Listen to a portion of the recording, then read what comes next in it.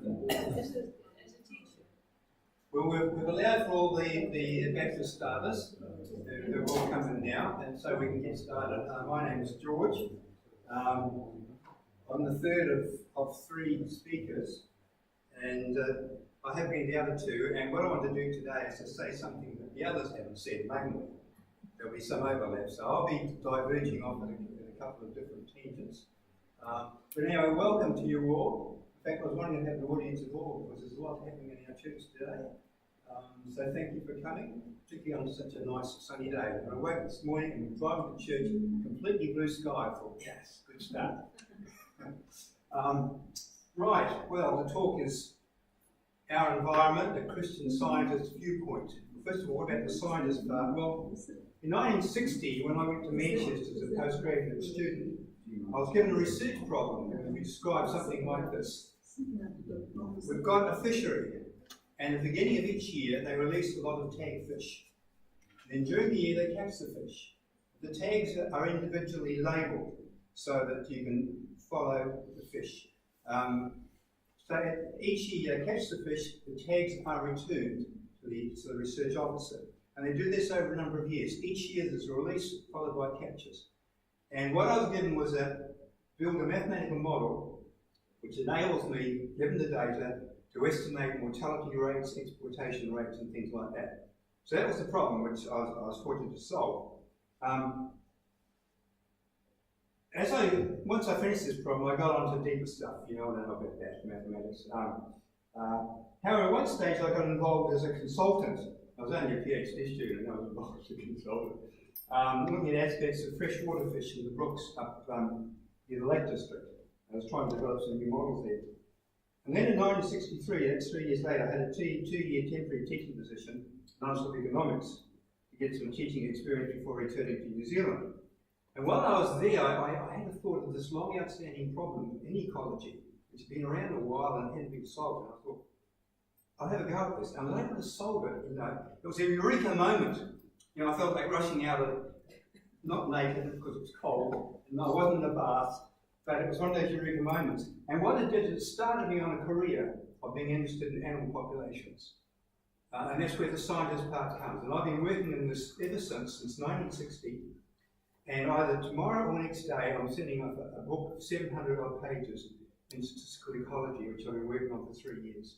And it's all to do with how to find out about what's happening in animal populations, growth, its breeding success, and all these sort of things, using marking and tagging and DNA and photographs of fins of fish and of porpoises and things like that. So that's what my interest is. So that's why I can say a scientist viewpoint. Because I've already been, although I'm a mathematician, I've been a scientist pretty well all that time in ecology. And so I love the subject. And one of the things I've found is that, the state of our wildlife is like a litmus test on our environment. How is it? Because as the environment changes, so does the wildlife populations. For example, well, I'll leave that one there. For example, when the ice melts, polar bears decline, and when natural habitats removed, we lose orangutans. You've got poaching with rhinos and elephants for their tusks. So I couldn't resist saying, right, here's an elephant, get his own back. Okay. Anyway, I thought I'd better counteract that with another one, which is, I've called it, But Love. Animals. Anyway, talking about our environment, there's lots of things you don't realise. For example, when we have a nuclear reactor, we have warm water. And warm water goes somewhere, and that can affect how fish are. Then, of course, in New Zealand, we've got a pollution problem with our rivers. Not only are they becoming unswimmable, but all the wildlife inmates die as well. Then we need to protect our food resources, particularly as our oceans becoming polluted. We've got this plastic problem. And we need to control pests like rabbits and possums. And possums we used to, not so much these days, spread bovine tuberculosis. And of course, in other parts of the world they have problems. So in Europe they've got a problem with wild pigs. So we need to protect our endangered species, as we're losing about 2 to 3 species every day. Because what this happens is that our ecosystem becomes unbalanced, and we begin to lose some of the rich heritage that animals bring to our lives. I find animal TV programs fascinating. The diversity and the things they do is absolutely amazing. And when I wrote a book on Christian apologetics a few years ago, I've got a few up there if anyone wants to buy one if they're mad enough, I learned that animals are a lot smarter than I'd ever realised. It was said that animals cannot plan or conceptualise, they cannot count, have no artistic sense. And yet we find as evidence suggests that there's elementary forms of all these activities. I mentioned one talk about New Caledonian crows, which have been studied at Auckland University. And they have tool-making abilities, highly intelligent. There was one crow in New Zealand, I don't know whether the crow is still alive, called 007, that could figure out puzzles. And so there's a picture. I've called it bird brain because I think it's a bit insulting of birds, because some birds are quite smart. And this is a three problem one, where the crow has got to pull up this little stick, which is 2, take the stick, push it through the bars, and push out a big stick. Then with the big stick, can get food out. There's just 3. Well, 007 could do 8. Anyway, so don't be insulted if a person calls you bird brain. And it also too, this is on the internet, you can find it there, there's a talking parrot. And he can count to the 5 colours. For example, he could say, hold up, say that. You go, 3, can't do a parrot invitation. Or if you like, what colour is this? Red. And could actually identify. It's on the internet if you want to look it up. It's fascinating. Okay. Now, those also too, we know about dolphins and orcas, how intelligent they are. And those of you who have pets will recognise emotions, especially with dogs and horses. Animals feel and they experience some psychological problems, like grief at the death of master. In fact, when a person dies in a household, the pet will grieve as well, and you have to allow for that. And elephants, for example, are a great example because they will stay for a long time with their partner. And I just picked this one up, which I thought was quite good, where an elephant mourns her calf, a victim of the 3 consecutive years of drought in East Africa. So animals certainly do have emotions. All right, so that's looking at animals. What I want to turn to now and look at what does the Bible say about the environment. One of the important things to remember is that animals do have rights, okay? Because animals are right. But according to the Bible, not equal rights with humans, as some activists would have us believe. The thing is that the ecosystem needs to be balanced. And for example, in Australia, they introduced cane toads, and they became pests because they were introduced into Australia to control destructive beetles in the Queensland sugar crops. So we have a real mixture of things. And what I'm going to do is I'm going to go through and have 10 themes, short, some of them short, some a bit longer, which I think is spoken of in the Bible.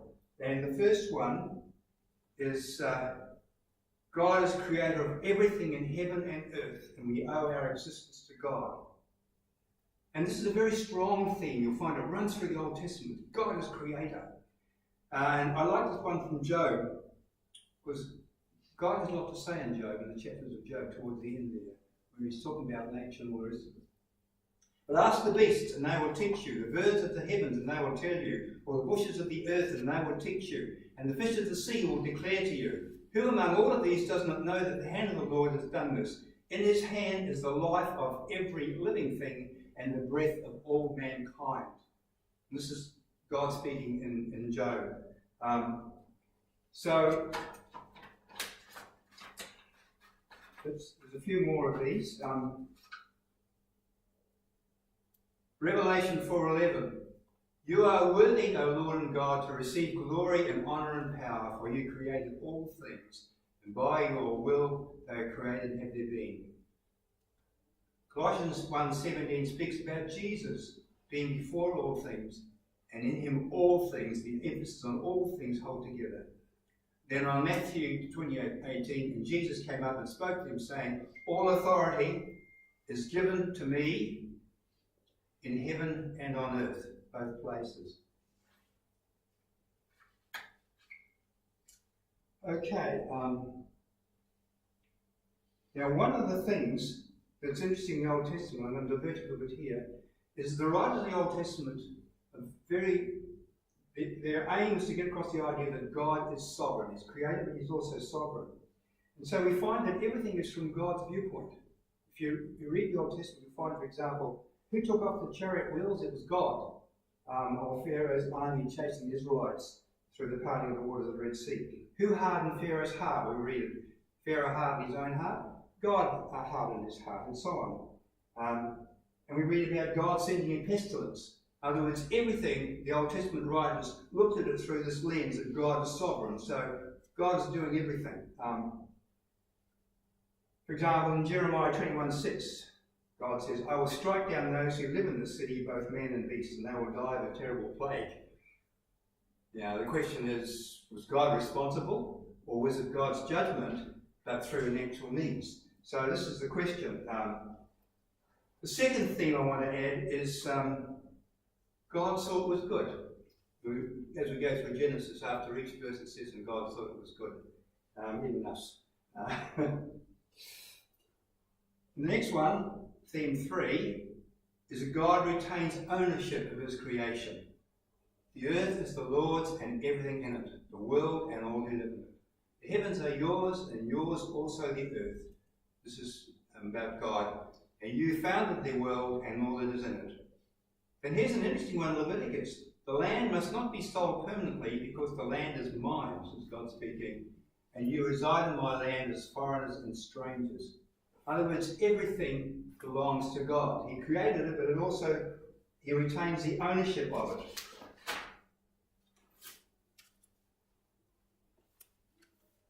For in him all things, and now it's referring to Jesus, it speaks about Jesus in Colossians 1, for in him all things were created, things in heaven and on earth, visible and invisible, whether thrones or powers or rulers or authorities, all things have been created through him and for him.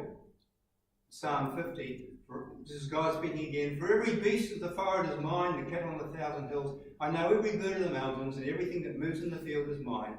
If I were hungry, I would not tell you, for the world is mine and all that it contains.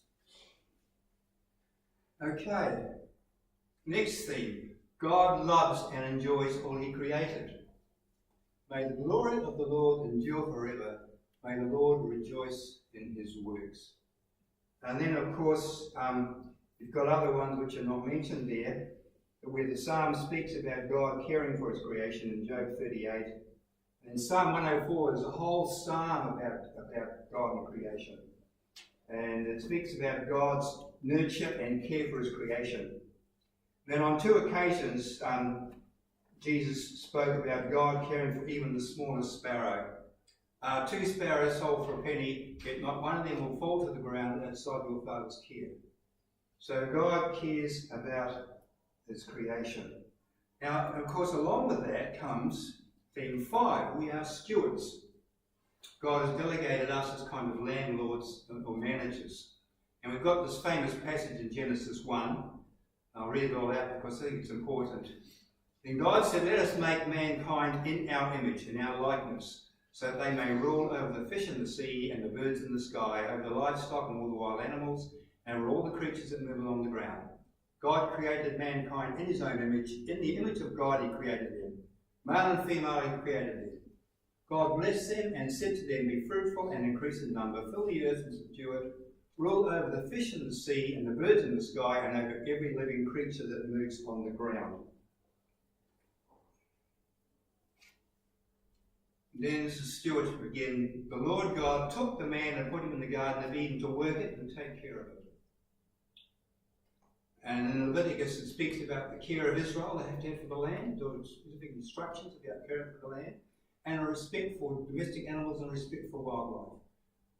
In Isaiah 5:8-10, the Lord judges those who have misused the land.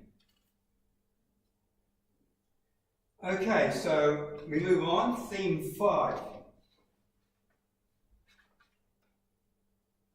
I forgot to mention that Genesis 2:15, my notes are out of kilter here, I'll go back. In Genesis 2:15, what's interesting there is the words work and take care of it. They mean serve, okay, put him in the Garden of Eden, to serve and to keep it. Those are the meanings of the Hebrew words.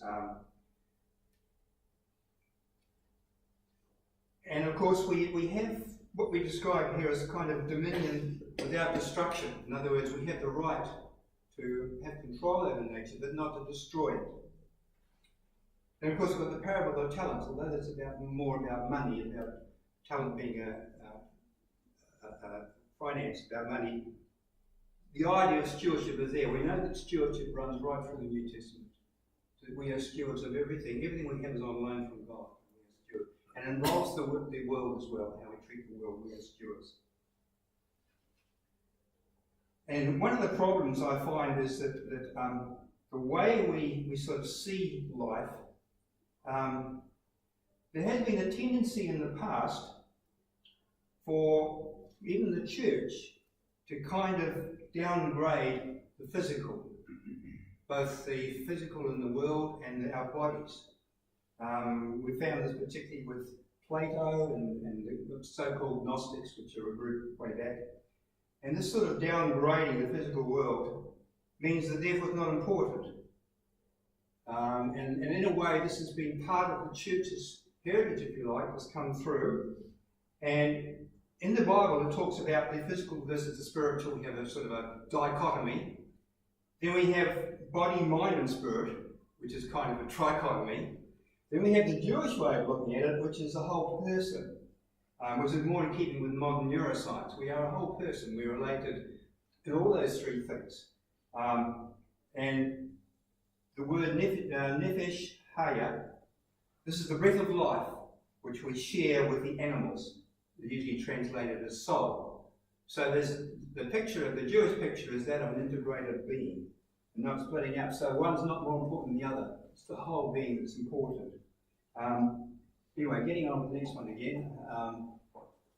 People and animals are not in equal status. Now, why do I put that in? Well, I think it's because there are a lot of people who think somehow or other that we're kind of equal. Because we know in Genesis 1:26, we are the climax of God's creation on the sixth day.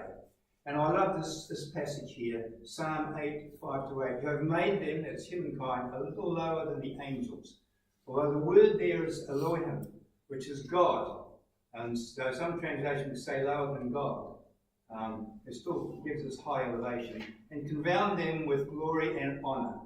You made them rulers over the works of your hands. You put everything under their feet. All flocks and herds and the animals of the wild, the birds in the sky, and the fish of the sea, all that swim the paths of the sea. So we are not the same as animals. And it's also mentioned in Hebrews 2. And one of the problems, I think, with some people, because they kind of believe that, that somehow or other all is God. And I remember Mike Habits referred to this as pantheism, where we kind of say, well, if there's a bit of God there and a bit of God here, and I'm a bit of God, and so therefore we're all equal. It's not true. Not the way the Bible teaches. We are actually, whether we like it or not, at the top of the tree with creation. But we have a responsibility for the tree lower down. We are also the number one destroyer. We're number one destroyer. You'll get to that. But the thing related to this, of course, is the worship of nature, and this is actually strongly prohibited in the Bible in one of the commandments, and also in Romans 1:23, where it says, "Professing themselves to be wise, they became fools and changed the glory of the uncorruptible God into an image made like to corruptible man, to birds and four-footed beasts and creeping things. And this has sort of crept into some religions, because they don't actually see God as being separate from creation. Okay, well, that's enough on that. This could be fitted in anywhere, really. But there's a strong theme that God sustains the world, and that comes out in a lot of different places. But why does God sustain the world? Well, I think fairly obviously the first thing is to meet our needs. Right? We have needs, we need to eat and so forth. And what I found interesting is that after the flood, the covenant was made with God and Noah. And in Genesis, it's mentioned 5 times that God did this. 5 times, so maybe we've got the message. Everything that lives and moves about will be food for you. Just as I gave you the green plants, I now give you everything. And so God is providing sustenance for us, and He is the source of it. Okay, so that's the first point, to help people's needs. What's the second one? There's just 2. The second one is to glorify God and reveal God's existence. And of course I love Psalm 19:1. The heavens declare the glory of God, the skies proclaim the work of His hands. And then Romans 1:20, we're back to Romans chapter 1 again, which is a great chapter. For since the creation of the world, God's invisible qualities, His eternal power and divine nature have been clearly seen, being understood from what has been made, so that people are without excuse. Now, of course, although we can acknowledge God out there, it doesn't tell us what sort of God He is. It has to be revelation. There is the natural, as we can see that there is a God, but what sort of God is He? Is God a loving God? And that comes through revelation, through Jesus and through the Bible. And then finally, Acts 14:17, God did not leave Himself without a witness. So there is a witness out there which tells us that there is a God. Now, the Bible also teaches that the world is not as it should be, because sin has entered the world and has affected us and creation. And we find that right through the Old Testament, the fruitfulness of the land and the well-being of all animals, both wild and domesticated, are linked to the faithfulness of God's people. When God was faithful, everything worked. Now, there is a link somehow between how we relate to God and how nature works for us. And of course, there are quite a few scriptures there, but the thing is that ecological degradation, how it's described here, is not a byproduct of human progress, but as a sign of sin. We are the ones that have been destroying what's going on in the world. And it's often because of greed and for all sorts of things. You often see programs about big business going in and taking over something, or they want to use this in Canada for coal or something like that, or doing something which is going to hurt other people. So what they're saying here is that we've got these prophetic words about the result of sin.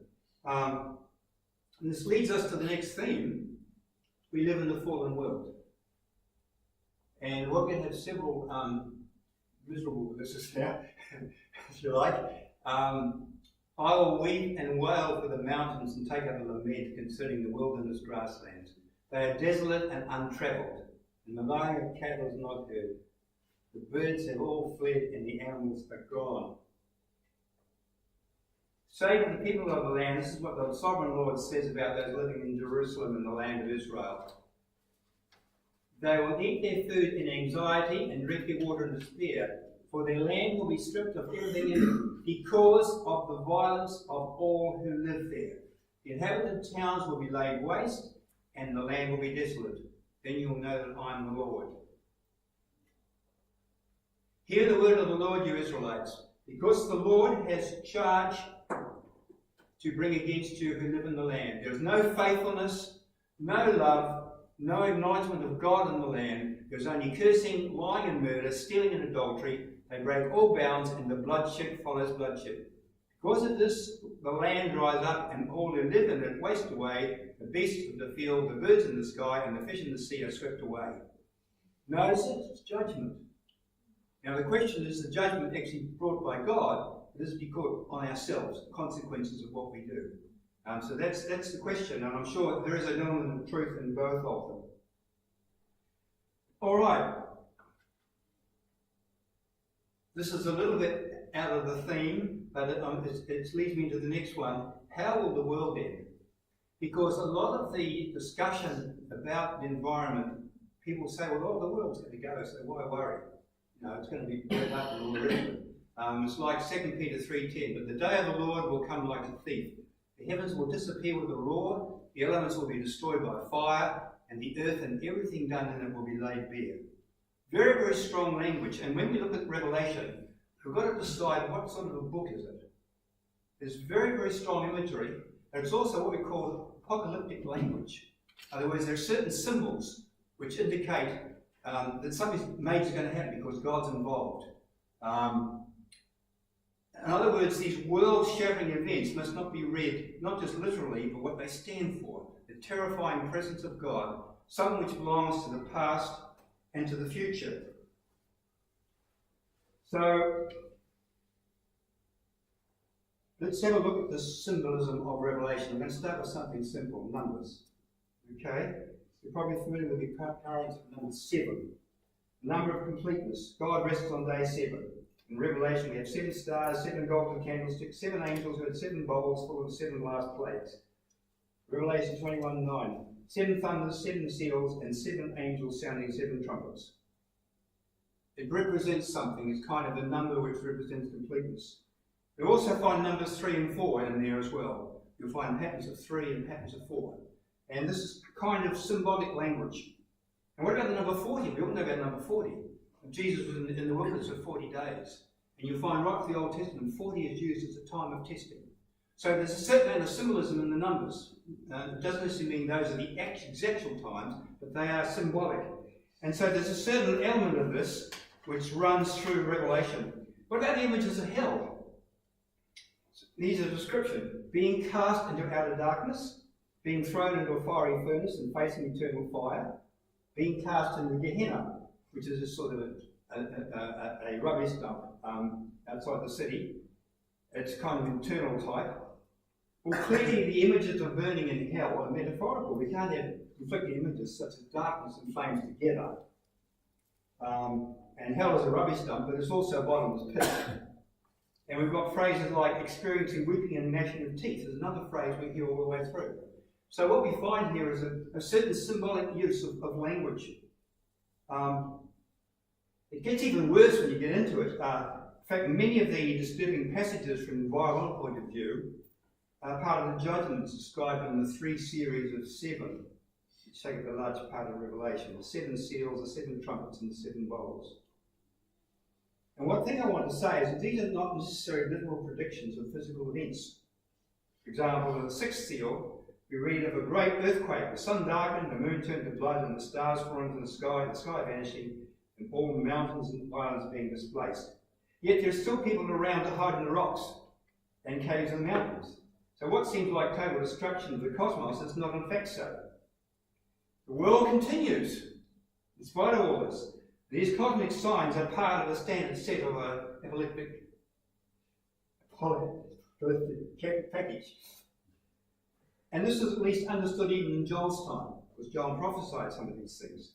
They stand for the appearance of God, and similar to what happened when God descended on Mount Sinai. And Peter on the day of Pentecost could state that Joel too was satisfied on that day. So what we've got to look at it is deeper than what the words say. Consider the 4th trumpet, Revelation 8:12, where a third of the sun, moon and stars are destroyed. Our knowledge of the Earth's place in the solar system prevents us from holding a literal interpretation, which is still allows the world and human affairs to continue in any form. We also see the plagues in Revelation, how they parallel the plagues brought on with Moses. And those at church this morning would know about that. The plagues. We've got the destruction of water sources, hail, disease, darkness, insect infestation. The theme of Exodus was not the destruction of the environment and people of Egypt, but rather deliverance of the oppressed people of God. And this is what the Revelation was written for. Deliverance of people who were under oppression. And what the revelation is invited for people to see this in the light of the ancient people of Israel. The pictures of environmental disaster are prophecy, not in the sense of foretelling this future, but in the truest sense of calling humanity to account for its actions. And so this gives us a completely different look on Revelation. Plenty of people could accept that these signs were happening while the world continued normally around them. So apparently, world-shattering events must be read, not literally, but what they stand for. The terrifying presence of God, something which belongs to the past and the future.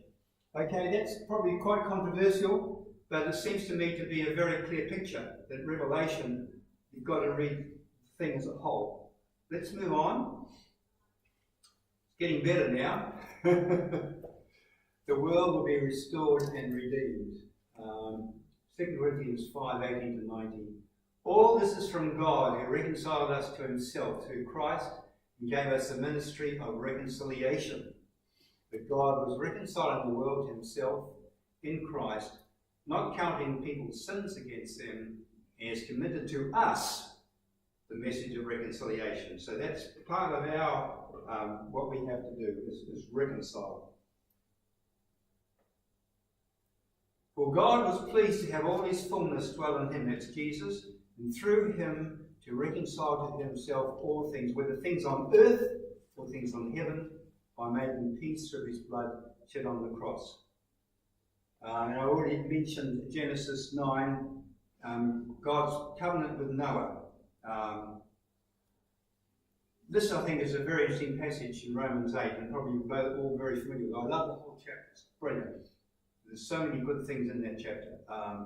This is just part of it. The creation awaits an eager expectation for the children of God to be revealed.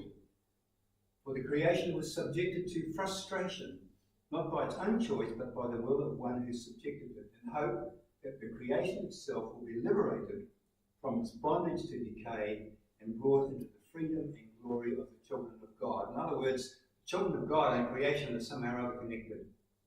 We know that the whole creation has been groaning, as in the pains of childbirth, right up to the present time.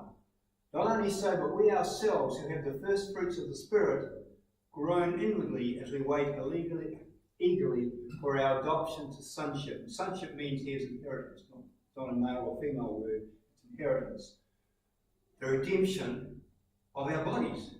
So it's not just our souls, if you like, however you like to describe that, it's also our bodies as well. Okay. This is an interesting verse I've often thought about, Isaiah 11:6. The wolf will live with the lamb, the leopard will die down with the goat, the calf and the lion and the yearling together, and a little child will lead them.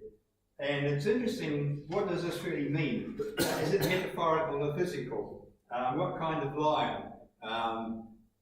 Obviously, there's got to be control on population, all sorts of things. And me, I'm always sort of thinking outside the square, and everything starts rushing into all these different ideas. But the principle there is peace, isn't it? It's going to be peace, not only for people, but peace somehow for the animal kingdom. And then we have the crowning picture here in Revelation 21. Then I saw a new heaven and a new earth. For the first heaven and the first earth had passed away, and the sea was no more. Then I, John, saw the holy city, New Jerusalem, coming down out of heaven from God, prepared as a bride adorned for her husband.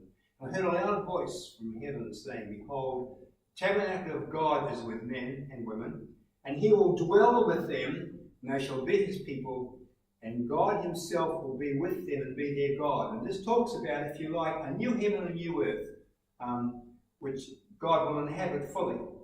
Now we don't know how that will be, but it could be this world tidied up, I don't know. But we do know it's going to be new and we're going to be transformed ourselves. So there's going to be a time when there's going to be restoration and redemption.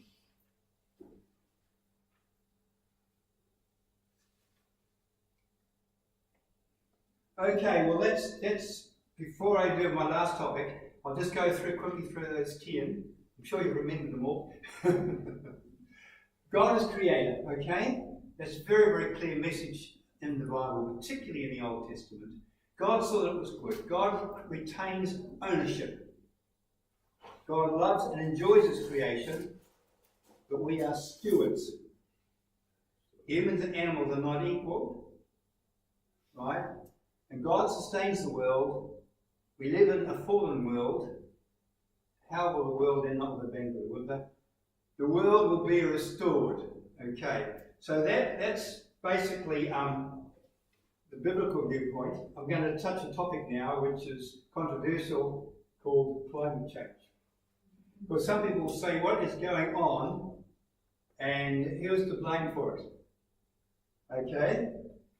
There are two problems with dealing with climate change. The first one is, how do you measure temperature on a world scale? How do you somehow average over the whole world? This is a statistical problem. How do you do it? It's a bit like trying to estimate the salinity, average salinity of the ocean. Because as the water gets deeper, the concentration increases. And you've got rivers flowing in, so you've got a complex thing here to decide what's going on. Okay. The other problem too is past records. How accurate are they? Because we now got more places where we can take temperature. It depends on where you measure it, whether it's up in the troposphere or somewhere else. It can vary. If you follow the temperature trend in one place further up, it's a bit different perhaps what it is on the land. Okay, there are indirect methods of measuring temperature, but I won't go into those. But I put a graph up here because this is the second major problem. It's a statistical one again, if you excuse me. Just because there's a statistical relationship between two things, it doesn't mean that it's causal. Now, for example, and I'm actually a counsellor, for my sins I've taken it on in my later years. If you were to plot the number of counsellors versus the number of crimes, you'd probably get quite a nice trend. It's a bit like that graph. It's, there's an increasing trend. The problem is, of course, this third factor, which causes both. In other words, if you take each year, you take the number of counsellors and the number of crimes, and then each year you plot it, you'll get some sort of increase. Why? Because both are related to population increasing. Right? There's a third factor which causes both of them. The fact there's a statistical relation between them doesn't mean it's causal. So one of the problems in dealing with data on climate change is to decide, is this just a relationship or is it a causal factor? And you could probably take any two things, if you like, which increase with time, and you'll get a graph. So if you want to fool your friends, you can plot anything and say, well, look, how much chocolate and how much of this, is consumed, you'll find a nice graph. So you've got to be very careful how you interpret those. And a good example of this is dealing with ozone, which is O3. And of course we've had a depletion of ozone, and this has sort of come on quite severely. And it's toxic because it's highly reactive. And it's essential to life as it protects the Earth. It protects it from these damaging ultraviolet radiation. And its filtering ability is remarkable. See, a UV, ultraviolet B, can cause human damage like sunburn. But it can also stimulate the production of vitamin D in our skin, which we all need. Another factor is atmosphere's water vapour. There's another factor in there. And what they've found is that as the ozone has decreased, so has the chlorofluorocarbons, CFCs, increased. So we could infer from that there's a statistical relationship between the two. And the question is it a causal relationship? I'm not going to say which is not. But they found that by reducing the chemicals, the CFCs, and they've banned them, and it seems to stabilise the problem. Okay, so it seems like there's a causal relation. I'm not saying that there is or there isn't. I'm just pointing out that there is this difficulty. We've also found there is a climate change effect as well.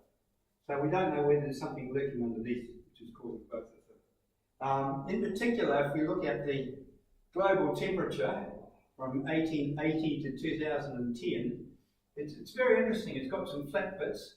Sort of goes down, then it goes up, and then it flattens out, and then it's been taking off ever since.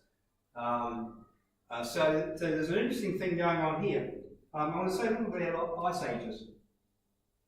The last ice age ended about 11,000 years ago, by most estimates. and the planet has been warming ever since. Sea levels have been rising by about 19 centimetres every 100 years. Therefore, the fact that sea levels are rising is not necessarily due to humanity causing it, causing the global warming. There was a significant warming trend from around 900 AD to 1300, which is not on the graph there. This was followed by what is referred to as the Little Ice Age. The Little Ice Age way back then, from about 1450 to 1850. And it could be that the current warming trend could just be a stabilisation after this Little Ice Age. The other thing too is that the sun is also a factor. A measurement of solar activity in terms of the sunspot cycle shows a strong statistical correlation with global temperature over the last 100 years, including a rise from 1920 to 1940 and a dip from 1940 to 1980. We can see a bit of a dip there. 1940 to 1980, it's fairly flat. It depends on where you put the trend line, but certainly you can sort of see a bit of it there.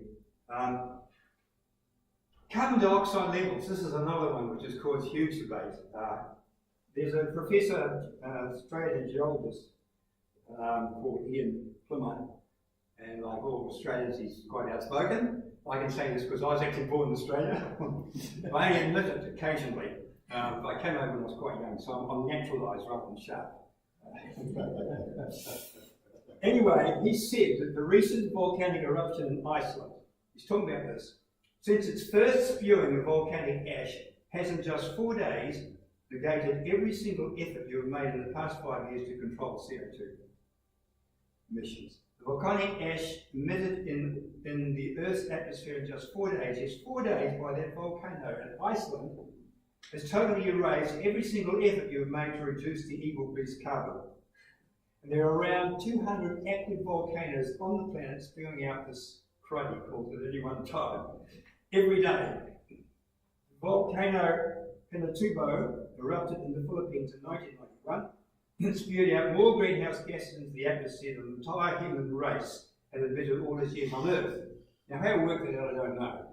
But anyway, it's very good. And this mountain was active for 1 year. He also referred to the effect of solar and cosmic activity. So, this raised the whole question about the carbon tax. You know, if volcanoes are going to do so much, I mean, Greenland used to be green, right? That's where the name comes from. It used to be green. And this is a long time ago. It was a lie. Pardon? It was a lie. Yeah. Eric the Red who said it was green because he wanted people to move there. Yeah. No, it was green coast. That's why they changed, they put the name Iceland and Greenland and they changed them around to give the wrong information. So it was a bit of a con job, the whole thing. Yeah, so what is it now then? Well, It's not green. Iceland. It's not green, but what was it? It was all the same. Well, they reckon it was green. So it's a matter of authority. I don't know who's right. Let's not worry about it, eh? No, that's No, right. don't worry about it. Don't worry about it. No. It was a lighting trick. Oh, I'm sure there are lots of tricks out there, particularly when it comes to weather and climate. If you want money, you apply in terms of climate change. You've got a research grant, you see. That's being a bit simple. Because there are some things that go on we don't realise. One in particular, which I didn't realise, one of the first and worst environmental consequences has been the large-scale destruction of certain species of phytoplankton, little beasties. And these species form the base of a polar food chain, and so we can have effect on the birds and the fish and the sea mammals, can be considerable. And of course, certain crops are sensitive even to slight increases in ultraviolet radiation, like wheat, rice, and corn, and soybeans. And of course, we have skin cancer, melanoma, and eye disorders, all related to temperatures. There's a lot of things that are going on by the environment. And what I find interesting, and this is puzzling me a little bit, Revelation foretells a time when loathsome and malignant skin sores will break out on much of the world's population. This is in Revelation 16:2. And then when everything in the oceans will die, Revelation 6:3, and when grain supplies will drop catastrophically, Revelation 6:5-8. Now, what that means, it's not for me to say, but clearly something is going to happen. The thing is all this inevitable, or is it a warning as to where we're heading? And of course, the aim of this fearful future laid out before us is to encourage people to repent and turn to God. This is the whole message, if you like. First of all, Revelation is written for people who are suffering. Let them know there is redemption in the end, and I think that's important. So global warming seems to be a natural phenomenon, and we may be contributing to it.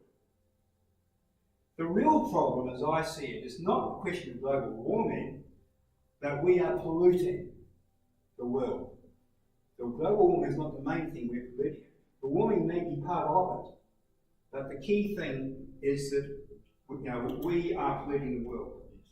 And where does this pollution come from? The way we treat things, the way we treat people. There's a lot of, if you like, the way some of these big businesses operate. So there is a problem here, a deep-seated problem, and it's to do with sin. So it seems to me that the underlying factor of all of this in global warming is what are we doing as people? The way we treat each other, the way we treat the environment, which is not according to God. So irrespective of whether the world's warming or not, that's highly controversial and people argue about it all the time. Most people believe that we're causing it. At the same time, you've got to, how do you interpret the statistics? So what I want to do is end up with one. Oops, that's not the one, that's sunspot activity. How many? I missed that one out.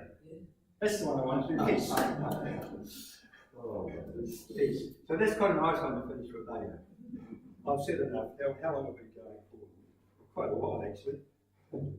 One of the things I should learn to do is compress my natural gas.